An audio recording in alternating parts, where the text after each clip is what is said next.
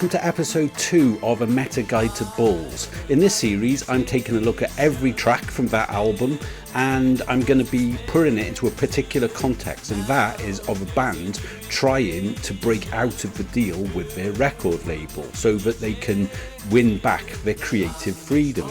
In the first episode I discussed the title track and how that can be interpreted as an attack on their record label. The label was asking them to record a style of music that they knew wasn't right for Sparks. It wasn't the future for the band. But then today's track, More Than a Sex Machine, doesn't appear to be about Sparks at all on the surface. It's the story of an aging male gigolo who feels demeaned by having to perform for the woman who's paying for his services. He feels that he's got much more to offer. The lyrics to the chorus are, "I'm much more than this, more than a sex machine." But this can give insight into why this is the wrong genre for Sparks. So with that in mind, let's take a listen to the first verse. I earned my reputation then when it was expected. Now there's a new equation. Who wouldn't be dejected? But I'm much more than this, more than a sex machine. I really do exist, more than a sex machine. Now that's the kind of songwriting that can only come from Ron and Russell Mael of Sparks. I mean, who else would write a song about an aging sex worker who's feeling undervalued or underappreciated? But it also applies to the band themselves. It can apply to an aging pop star. The words are, "I earned my reputation then when it was expected." So of course Sparks came to popularity in the 1970s and the 1980s, and by the time this album came along in the year 2000, things had moved along. There was a new equation. So of course Sparks felt dejected. Now it's fair to say that Ron and Russell Mael don't seem like the kind of people to be in the least bit bothered about their age when it comes to performance. However, a very similar subject comes up on the next album, on Lil Beethoven, and to put it into context you have to think about the music of the time.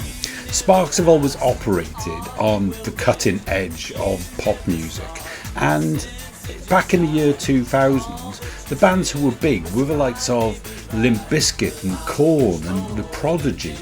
So you could say that they had the spotlight stolen from them by these angry bands. Hey everybody, what do you say? Someone's stolen our spotlight ray. Hey everybody, what do you say? What are all these bands so angry about? This song, coming just 2 years after Bulls on Lil Beethoven, can be read as poking fun at the younger bands who are having success with this angry music. The Sparks are joking that these bands have stolen the spotlight from them.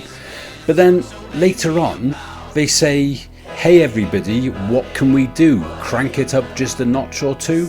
And that's exactly what they tried with Bulls. They tried to compete with a heavier sound. But ultimately that failed because, as they put it in this song, "Our profane ain't profane enough." Now on first listen, what are all these bands so angry about doesn't seem to be about age at all.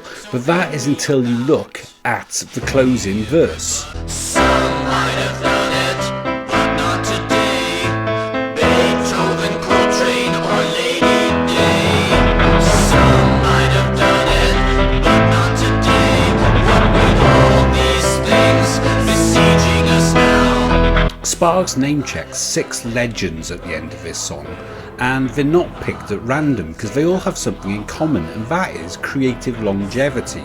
They all had long careers and were releasing their most accomplished work late into their career. So for example, Lady Sings the Blues came when Billie Holiday was in her 40s, as did The Genius of Art Tatum. John Coltrane too, he was releasing innovative work right until he died at 41. Howlin' Wolf recorded many of his best known songs in his 50s. Wagner's later work, considered to be his masterpieces, were released when he was in his 50s or 60s.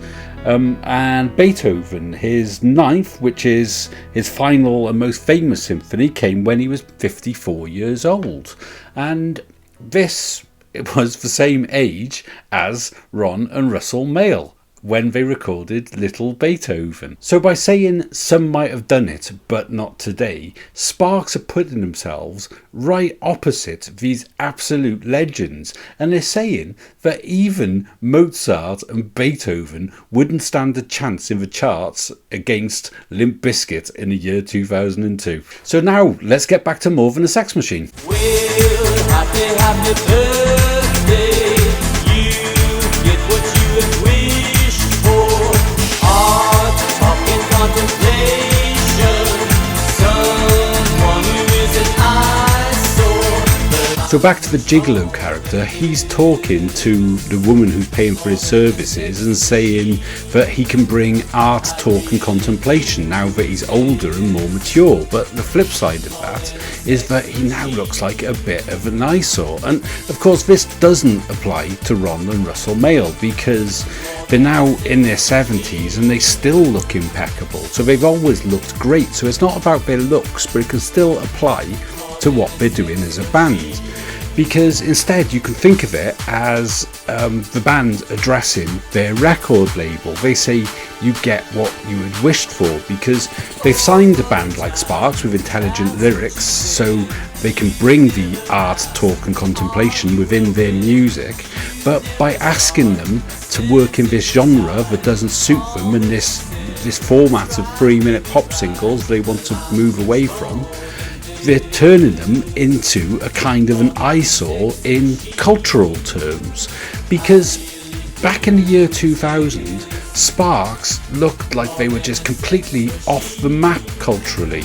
This album sold to Sparks fans only, and to the rest of the world they looked like they were treading water or just having like one last gasp. Nobody would have guessed in the year 2000 that they had so much great work still ahead of them. So once again, I think that this is saying that Sparks have been let down by their label, and this dialogue continues on the next verse. Oh, what a time, that's what you said. You never asked, are you well read? You never sought a sentence inside. All that you said was right, baby, right. This is the verse in which it's revealed that the woman doesn't care about the gigolo's intellect or his sensitivity, she just wants him for his body. It can also be read as being Sparks' relationship with their record label, because it all starts out well, oh what a time, that's what you said, and that could be when they were first signed with gratuitous sax and senseless violins, like the start of a great new relationship between the band and the label, but then it sours.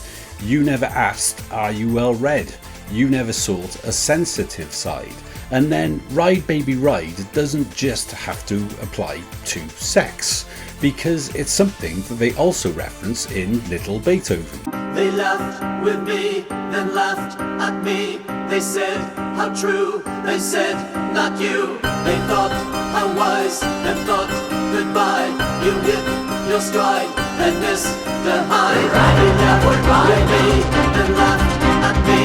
They said, how true, and said, not you. This is something the Sparks do all the time, and I hope to give more examples of it over coming episodes. They'll take an idea from a song, it might be just a verse or it might even be just a single line, and they'll extrapolate that out into its own full-blooded song further down the line. So here, the line in More Than a Sex Machine is, all that you said was ride baby ride, and that is really similar to Riding Cowboy with the chorus that says I got thrown again, get back on again. And of course that can be applied to their career, because Sparks had a history of having these great successes followed by dismal failures, but every time they would get back on that horse. And putting that into the context of More Than a Sex Machine, I can see it as the label encouraging Sparks to just carry on with what they're doing. because you can think of it in terms of gratuitous sax and senseless violins, particularly the song When Do I Get to Sing My Way being a huge success for the band, but then the follow-up album, Plagiarism, just didn't sell. So the label are just saying, get back on again. Now interestingly, the structure of Ride 'em Cowboy is echoed in this verse from More Than a Sex Machine. All of the lines in Ride 'em Cowboy go from good to bad, and that's what we see here. It says, oh what a time, that's what you said, which is positive. Then, you never asked, are you well read? So it flips and goes negative. Now back to More Than a Sex Machine, and this next verse takes quite a bit of unpacking. I may not be poetic, still phony rhymes with phony. I may be too athletic, too healthy and too tony. In this verse, the character refers to himself as a phony, and that's a really interesting choice of word because the idea of phoniness comes up several times on the album. For example, on The Calm Before the Storm, they sing false sense of security shown to be a forgery, and then there's a whole song about forgeries in It's a Knockoff. That's got the line, and that Renoir you see hanging on the wall bought it at the mall. Then you've got It's Irreplaceable, and that's about things that are easily replaced and things of no value. It says they're designed to break, they're designed to fail. So this concept of like illegitimacy comes up a lot, and I think this is because this album isn't the album that Sparks wanted to make. They've been asked by their record company to make 3-minute pop singles, and they're delivering that in order to break out of their record deal. So it's not what they want to be doing, but it's what they need to do. There are examples all over the album, but let's look at this verse with that idea in mind. It says, I may not be poetic, still phony rhymes with phony. And that sounds like he's not a poetic person. So the best rhyme he can come up with is phony with phony, which obviously isn't a rhyme. But it could be that he's saying he's not allowing himself to be poetic on this project. And why? It's because they don't want it to be a commercial success, because that means that they would remain with their record company, and you know, their fates would then still be in the hands of this record company. So along the same lines, you can interpret the opening lines of the album in a different way, because it opens with nothing too prosaic, nothing too archaic, and that could mean that what they're doing is aiming at least a little bit for archaic and prosaic. So here they're trying to write a song that isn't too poetic because they don't want it to appeal to a mass audience. They just want it to sell to Sparks fans. And then that line, phony rhymes with phony, that links to When I'm With You, because that's a song about having nothing special to say. The line is, it's for breaking the song when I should say something special, but the pressure is on and I can't make up nothing special. So they're rhyming the word special with itself to say that they've got nothing special to say. So this is another case of Sparks intentionally aiming for a kind of low quality songwriting, but in doing so still exposing their genius. And then if this is what Sparks are aiming for, then the second half of the verse is suggesting or worrying that they may be too talented to pull this off. They say, I may be too athletic, too healthy, or too tony, where tony is like a kind of sophisticated. So Sparks could be doing something truly amazing here, and that is writing an album which is artistically brilliant, without a bad song on it, but still aiming to put off the general record buying public. How should I look? What should I say? How should I move? What sense is conveyed? I'm much more than these. More than a sex machine. I've got much more to give. More than a sex machine. These words work on several levels. First of all, you've got the gigolo who is trying to figure out what it is that his client wants from his services. So he sings, how should I look, what should I say, how should I move, what sense is conveyed. Of course, all of this is about what she wants. None of it is about what he wants. And that works as a really neat metaphor. Because if a record label are asking Sparks to record these 3-minute dance pop songs, then that's what the label wants, but Sparks aren't interested in that, but they're doing it anyway. They're still making this performance. The words also describe the craft of a pop star. These are the things that a musician has to think about when presenting their work to the public. But the most interesting way of looking at it, as far as I'm concerned, is as a kind of manipulation, as if they're making calculated moves to present themselves in a particular way when talking to the record label, because their plans are to leave the record label. Now, on the title track, on Balls, they sing, when they're being with you, they're agreeing with you. What you say is true, it comes from you. And that suggests telling the label what they want to hear, but keeping things back. And that's what we see here. It's how should I look, what should I say, how should I move, what sense is conveyed. That can apply on stage, or it can apply when they're in a meeting at the record label headquarters.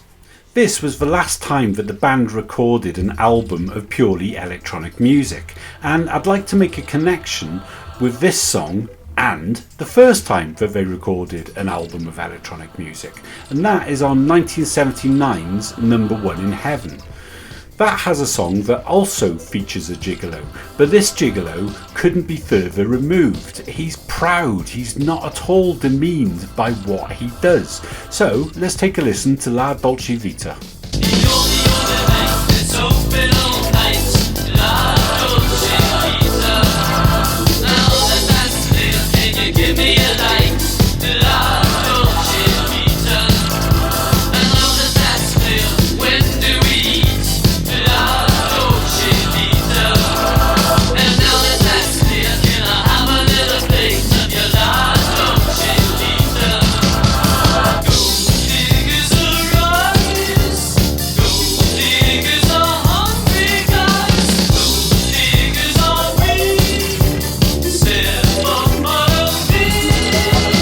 You can think of this song as the younger and happier twin of More Than a Sex Machine, because they've both got gigolos, but rather than the older, more jaded version that we see on More Than a Sex Machine, this guy is not at all embarrassed by what he does. He celebrates it. He sings Gold Diggers Arise, and he might be hungry and poor, but he doesn't feel at all demeaned by what he's doing.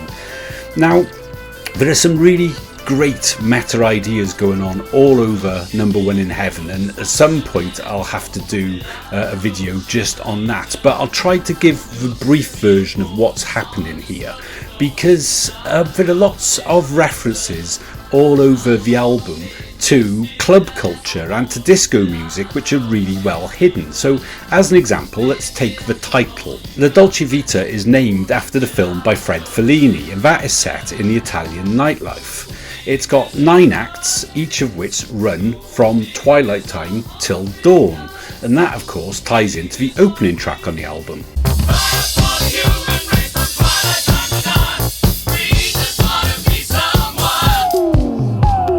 So overall, the album can be seen as Sparks commenting on what it means for a band like Sparks to make disco music. And in the case of this song, it's about earning money from it, because after all, disco was absolutely huge. So then if you take that opening line, you're the only bank that's open all night, it's got two meanings. It can be about the rich woman who's paying for the meals and the drinks when they go out on the town, but it can also mean earning money from the nightclub scene. You're the only bank that's open all night.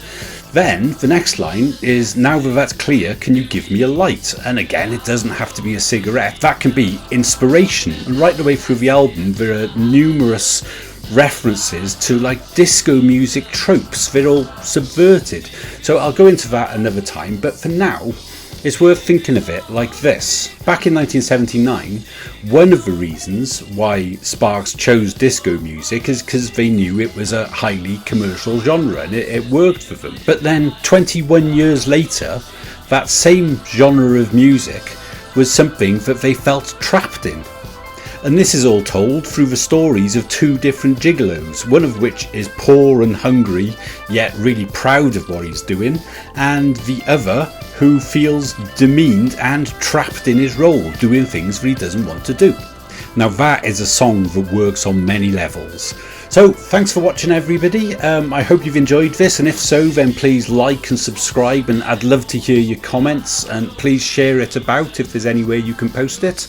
And one final thing is it's worth checking out the fan mail website, which is a vital resource for all Sparks fans out there. So the next episode is going to be all about the song Scheherazade, and I hope to see you there. Thanks a lot. Cheers. Goodbye.